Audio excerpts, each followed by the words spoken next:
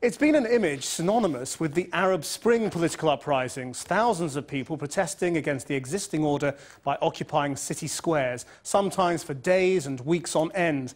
Now it's happening in Spain. On the eve of local elections, some 25,000 demonstrators defied a government ban and camped out in Madrid's central square in protest against the government's austerity measures. And they want the rest of Europe to rise up and join them. Kylie Morris reports. They call themselves Los Indignados, the indignant ones, and have staged a brazen takeover of Spain's city squares in defiance of the state and its laws. Tens of thousands protesting across the country ahead of tomorrow's local elections. Maybe for the first time in our history, somebody will listen when the people speak. Nobody knows what's going to happen, but for sure, a change is coming. Last night, they gathered in Madrid, just as a government ban on demonstrations came into effect because of Sunday's vote. But they made clear they won't be silenced in silence, miming their frustration at government cuts and unemployment and sealing their lips as the clock struck midnight, holding their hands aloft using the sign language applause of the deaf. But the police never intervened to disperse the illegal protest. The ruling socialists, fearful any intervention would just make matters worse.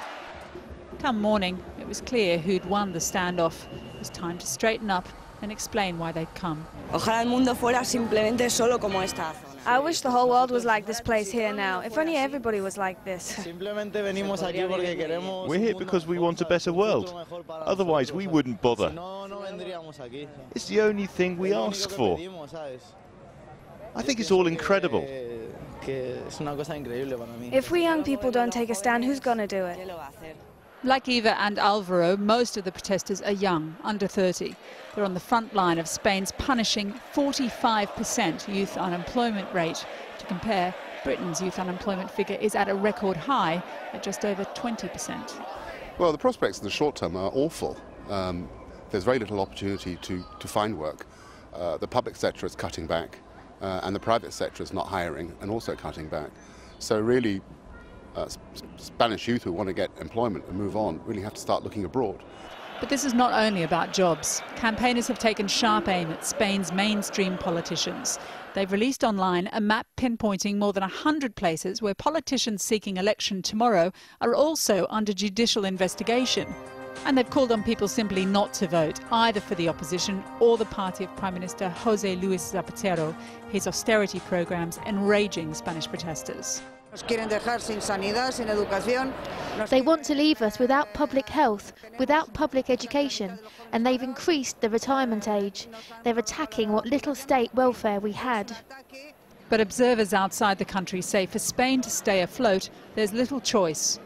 Spain is the biggest weak link within the Eurozone. It's twice as big as Ireland, Greece and Portugal put together. It has the potential to shake the entire Eurozone system. But popular protest can test Europe too. As well as the Spanish demonstrations, there are protests today in the Czech Republic and at the G8 in France. In Spain, they've made clear where they're taking their inspiration from.